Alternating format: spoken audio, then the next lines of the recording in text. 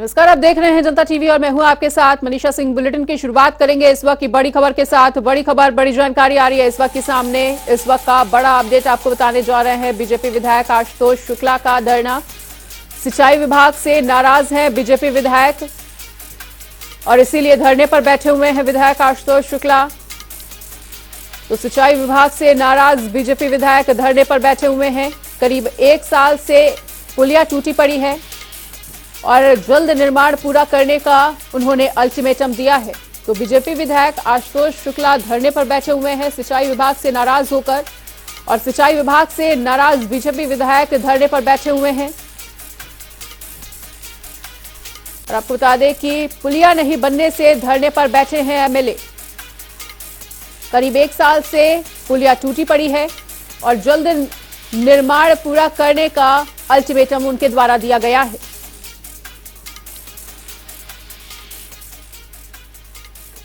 और इसी बड़ी खबर पर अधिक जानकारी के लिए हमारे साथ हमारे सहयोगी उन्नाव से चैतन्य जुड़े हुए हैं। तो चैतन्य, धरने पर बैठे हुए हैं बीजेपी विधायक सिंचाई विभाग से नाराज होकर, क्या कुछ जानकारी आपके पास?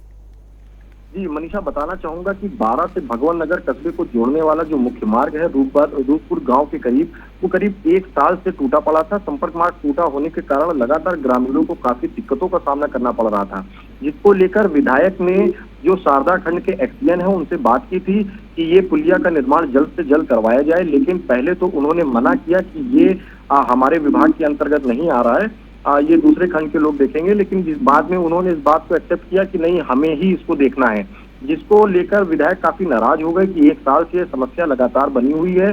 फिर भी जो विभाग है शारदा खंड का, वो जो उसके अधिकारी हैं वो मौके पर नहीं आ रहे हैं, ना ही उस पुलिया का निर्माण करा रहे हैं। जिसके बाद कल देर रात बीजेपी विधायक जो है वो धरने पे बैठ गए थे। जी बिल्कुल, तो अब सिंचाई विभाग के अधिकारी पे किस तरह की कार्रवाई की जताई जा रही है उम्मीद? जी बताना चाहूंगा कि कल देर रात जब विधायक धरने पर बैठे हैं तो मौके पर एसडीएम पहुंचे हैं। वहां पे साथ ही साथ विधायक को मनाने के लिए जो शारदा खंड के एक्सईएन जिनकी लापरवाही लगातार सामने आ रही थी, वो भी मौके पर पहुंचे और उन्होंने आश्वासन दिया है कि 2 दिन के अंतर ही इस पुलिया की मरम्मत जल्द से जल्द करवाई जाएगी। साथ ही साथ लगातार जो और भी अधिकारी हैं वो लगातार विधायक को मनाने का प्रयास कर रहे हैं। उनको आश्वासन भी उन्होंने दिया है कि 2 दिन के अंदर ये पूरे काम को समाप्त कर दिया जाएगा। साथ ही साथ आगे जो ग्रामीण है उनको आगे इसमें ऐसी दिक्कतों का सामना नहीं करना पड़ेगा। जी ठीक है चैतन्य, तो इस तमाम जानकारी के लिए आपका बहुत बहुत शुक्रिया। तो पुलिया नहीं बनने से धरने पर बैठे हुए हैं बीजेपी विधायक और करीब 1 साल से पुलिया टूटी पड़ी है। और जैसा कि हमारे सहयोगी ने भी इस बात को हमारे साथ साझा किया कि आश्वासन के बाद उन्हें संतुष्ट किया गया है और उन्होंने कहा, एक कल पांडे जी हैं, उनका एक्सीडेंट हो गया था चैनपुर में, आप लोगों को मालूम होगा, कल यहीं पे एक्सीडेंट हुआ था। तो मैं वहाँ जा रहा था तो एक्सीएन महोदय शैलेंद्र कुमार सिंह जो सिंचाई खंड के एक्सीएन हैं, उनको हमने फ़ोन लगाया। चूँकि उनको हमने 1.5 महीने पहले इसी विषय में फ़ोन लगाया था कि ये पुलिया भी निर्माण नहीं हुआ। फिर 1 महीने बाद पहले फ़ोन लगाया तो उन्होंने कहा कि हमको 15 दिन का समय दे दीजिए। आज जब हमने मिलाया तो उन्होंने कहा कि पुलिया तो निर्माण हो गई और पुलिया निर्माण जरा कैमरे नीचे देख लीजिए, दिखा दीजिए आप लोग पत्रकार बंधु, नीचे दिखा लीजिए। तो हम वहां से आके रास्ता आवागमन चालू रहा। मैं सत्ता पक्ष विधायक, आवागमन कभी बंद नहीं करना चाहिए, चूंकि उससे एम्बुलेंस भी निकलते। जो निर्माणाधीन पुलिया है उस शांति पूर्वक बैठ गया। हमने कहा जब तक सिंचाई विभाग के शासी अभियंता महोदय नहीं आ जाएंगे। उधर देश भर में 2024 के चुनाव की तैयारियां जोरों शोरों से चल रही हैं। वहीं भारतीय किसान यूनियन के राष्ट्रीय प्रवक्ता राकेश टिकैत ने कहा कि जिसको इलेक्शन लड़ना है ये उनका चुनाव है, सरकार अगर कुछ ठीक करेगी तो जनता उनके साथ चली जाएगी। इसके अलावा 1 नेशन 1 इलेक्शन को लेकर राकेश टिकैत ने कहा कि वो राष्ट्रपति को ज्यादा पावर देंगे और जहां विपक्ष की सरकार होगी उसको गिराएंगे।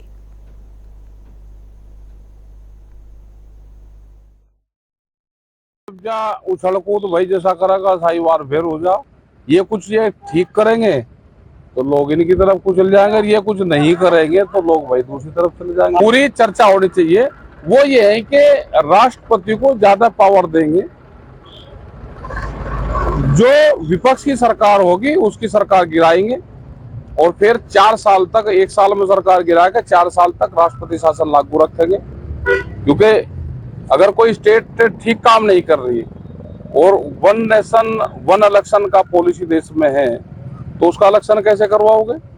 तो उसका तो ये होगा कि राष्ट्रपति को पावर इस तरह की दी जाएगी कि ज्यादा पावर वहां पर हो जाए, राष्ट्रपति शासन लागू करके, और फिर उस पर 4 साल तक राज आप करो। उधर सहारनपुर में जिला जज बबीता रानी ने लोक अदालत के प्रचार के लिए वाहन को हरी झंडी दिखाकर रवाना किया। और आपको बताना चाहेंगे कि 9 सितंबर को जिला लोक अदालत का आयोजन होगा, जिसकी तैयारियां अभी से शुरू कर दी गई हैं। उन्होंने जनसाधारण से अपील करते हुए कहा कि वो वादों का निस्तारण लोक अदालत के जरिए कराएं। प्रचार प्रसार वैन आज हमने रवाना करी है। आज ये शहरी इलाकों को कवर करेगी, कल से ये तहसील गांव सुदूर गांव में जाएगी। हमारे पीएलवी साथ में जिला विधिक सेवा प्राधिकरण और राष्ट्रीय सेवा विधिक प्राधिकरण की योजनाओं के बारे में अवगत कराएंगे। ज़्यादा से ज़्यादा लोगों को, जनमानस को इसके साथ कनेक्ट करेंगे और ज़्यादा से ज़्यादा लोगों को यहाँ लोक अदालत में आकर के। उधर भगवान श्री कृष्ण की नगरी में भाईचारे की अनोखी मिसाल सामने आई है, जहां एक मुस्लिम कारीगर जो कि श्री कृष्ण की जन्म उत्सव की तैयारियों के लिए दिन रात मेहनत करते हैं और भगवान श्री राधा कृष्ण की पोशाक तैयार करते हैं।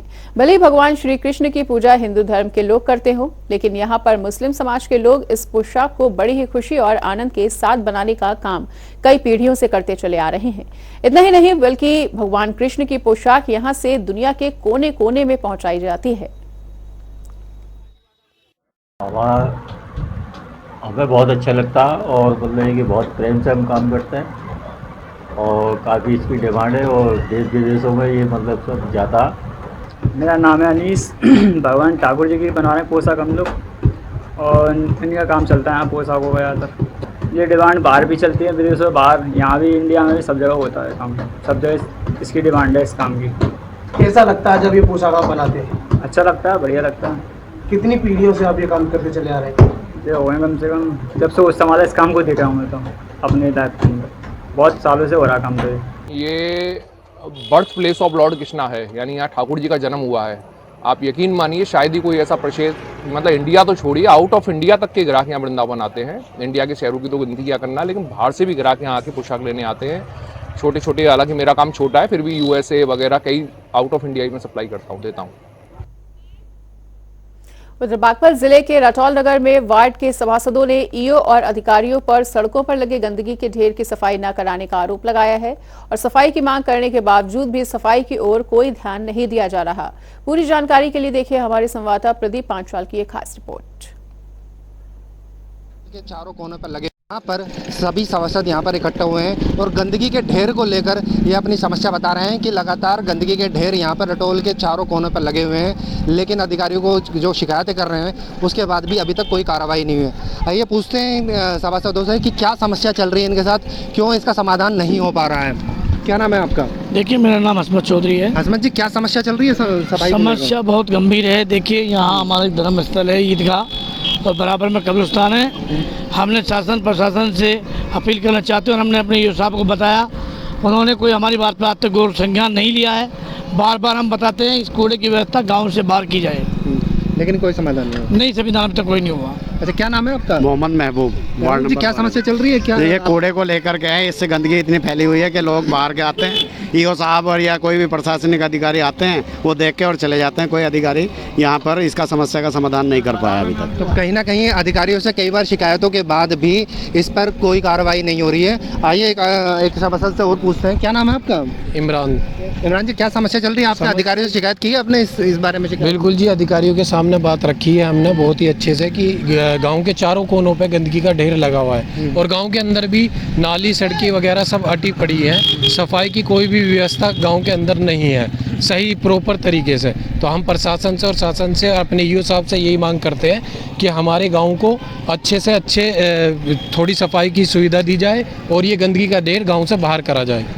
कहीं ना कहीं सभासदों की काफ़ी नाराज़गी देखने को मिल रही है रटौल नगर पंचायत में, लेकिन अधिकारी अभी इस मामले पर मौन है और देखना यह है कि रटौल नगर पंचायत कब इस सफाई को, इस पे मुद्दे को, इसको ठीक करती है और कब नगर पंचायत रटौल साफ और स्वच्छ दिखाई देती है। प्रदीप पांचाल, जनता टीवी, बागपत। पूरा भारत आदित्य L1 की लॉन्चिंग की खुशी मना रहा है और बताना चाहेंगे कि बांदा जनपद की बेटी ऋचा पाठक भी आदित्य L1 टीम में शामिल रही हैं। ऋचा पाठक प्रोजेक्ट डायरेक्टर के रूप में शामिल थीं और उन्होंने आदित्य L1 के इंजन की डिजाइनिंग में अहम भूमिका निभाई है। इसके अलावा ऋचा को 2016 में इसरो में यंग साइंटिस्ट का अवार्ड भी मिला है। उनके पिता वीरेंद्र पाठक ने भी इस उपलब्धि पर इसरो को बधाई दी है।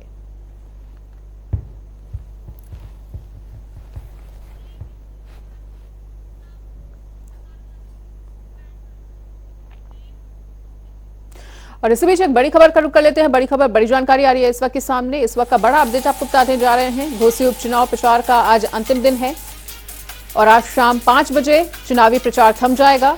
5 सितंबर को वोटिंग होगी और 8 को काउंटिंग होनी है। दारा सिंह और सुधाकर सिंह के बीच कड़ी टक्कर इस चुनावी मैदान में देखने को मिल रही है घोसी उपचुनाव में। और बीजेपी से मैदान में है दारा सिंह चौहान, वहीं सपा से सुधाकर सिंह है और इन दोनों के बीच कड़ी टक्कर, कड़ा मुकाबला होता हुआ नजर आ रहा है। तो घोसी उपचुनाव को लेकर आज चुनावी प्रचार का अंतिम दिन है। आज शाम 5 बजे चुनावी प्रचार थम जाएगा और 5 सितंबर को इसके लिए वोटिंग होगी, 8 को काउंटिंग होगी। तो दारा सिंह और सुधाकर सिंह के बीच कड़ा मुकाबला, कड़ी टक्कर देखने को मिल रही है और दोनों ही पार्टियों ने इस चुनाव को जीतने के लिए पूरी तैयारी कर ली है। वहीं जैसे जैसे चुनाव नजदीक आ रहा है और जैसे जैसे अब चुनावी प्रचार का दौर खत्म हो रहा है, वैसे वैसे राजनीति भी काफी ज्यादा गर्माने लगी है इस पूरे मुद्दे को लेकर। डिप्टी सीएम ब्रजेश पाठक ने सपा पर कई गंभीर आरोप भी लगाए हैं। वहीं बीजेपी पूरी तरह से इस चुनाव को जीतने का दावा कर रही है।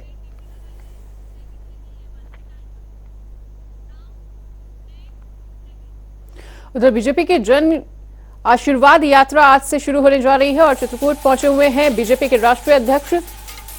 तो इस वक्त की एक और बड़ी जानकारी आपको बता रहे हैं। चित्रकूट पहुंचे हुए हैं बीजेपी के राष्ट्रीय अध्यक्ष और मध्य प्रदेश के सीएम शिवराज भी उनके साथ मौजूद हैं। तो बीजेपी की जन आशीर्वाद यात्रा आज से शुरू हो रही है। चित्रकूट इसके लिए पहुंचे हुए हैं बीजेपी के राष्ट्रीय अध्यक्ष।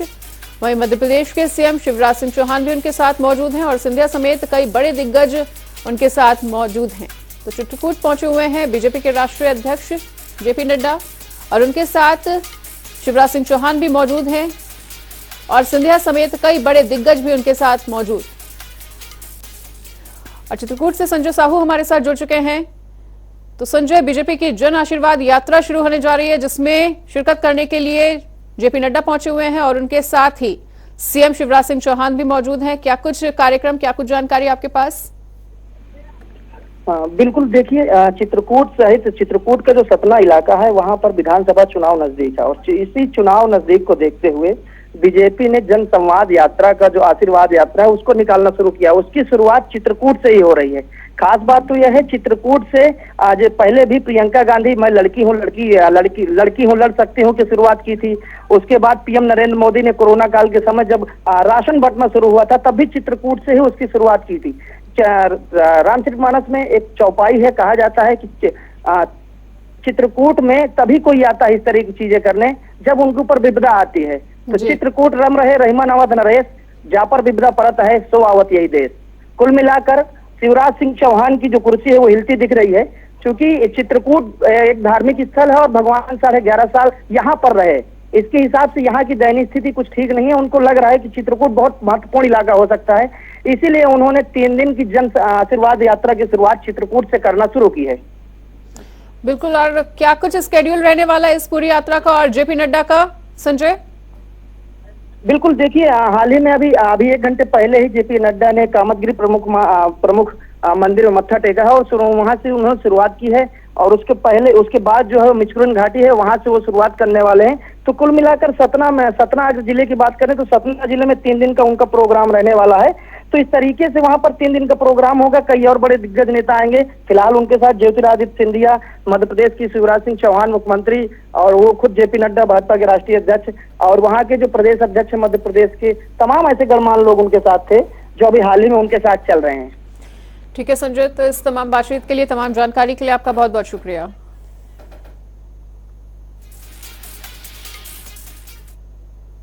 और इसी के साथ अब रुक कर लेते हैं 4 मिनट में 18 मंडलों की खबरों का। फतेहपुर के कंपोजिट प्राथमिक स्कूल के प्रिंसिपल से मांगी गई 5 लाख रुपए की रंगदारी, रकम समय पर ना देने पर चालक की गई हत्या। माफी चाहेंगे, चालक की हत्या करने की दी है धमकी, पुलिस में केस दर्ज। आगामी लोकसभा चुनाव को लेकर मंथन, वोटर लिस्ट में कटे हुए और नए नामों को सम्मिलित किए जाने पर हुई है चर्चा।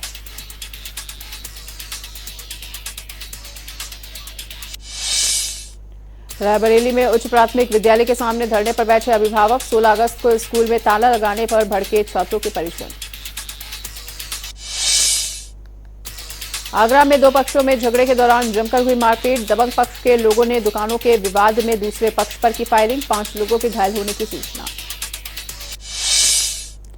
अमेठी में सीमेंट फैक्ट्री वालों ने प्रशासन की आंख में धूल झोंकते हुए सौंपा पशु आरोग्य रथ, वहीं डीएम और एसपी ने फीता काटकर आरोग्य रथ का किया शुभारंभ।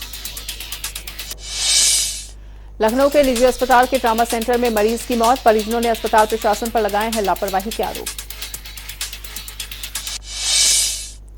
एटा में एसएसपी राजेश कुमार सिंह के निर्देश पर चलाया गया चेकिंग अभियान, जगह जगह शराब और नशीले पदार्थ का प्रयोग करने वाले 18 लोगों को किया गया है अरेस्ट। भदोही में जीटी रोड किनारे बक्से में मिला युवती का अज्जला शव, जांच के लिए फॉरेंसिक टीम के साथ पहुंची पुलिस अधीक्षक। देवरिया में 2 पक्षों में हुई मारपीट, एक की मौत, एक घायल, मामले की जांच में जुटी हुई है पुलिस। मथुरा में इनामी बदमाश और पुलिस संग एसओजी टीम की मुठभेड़, गोली लगने से घायल हुआ 25,000 रुपए का इनामी बदमाश। कासगंज में वांछित अभियुक्तों की गिरफ्तारी के लिए चल रहा है अभियान, वहीं पुलिस ने एक अभियुक्त को किया गिरफ्तार, कब्जे से अवैध तमंचा, कारतूस समेत बाइक बरामद। उन्नाव में धरने पर बैठे बीजेपी विधायक, पुलिया निर्माण न होने पर जताई नाराजगी, सिंचाई विभाग के अधिकारियों को जल्द निर्माण पूरा करने का दिया है अल्टीमेटम। मोटर खोलने के लिए बोरवेल में घुसे 5 लोग, 2 की दम घुटने से हुई मौत, 3 बेहोश।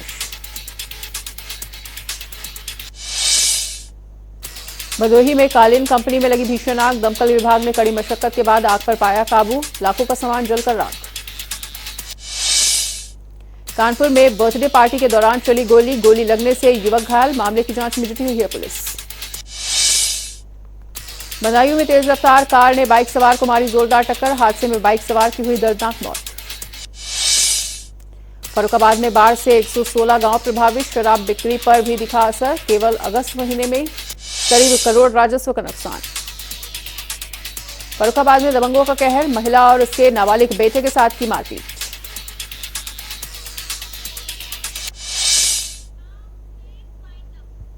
और यहां पर कहेंगे छोटे ब्रेक के लिए, खबरों का सिलसिला लगातार जारी है, देखते रहिए जनता टीवी।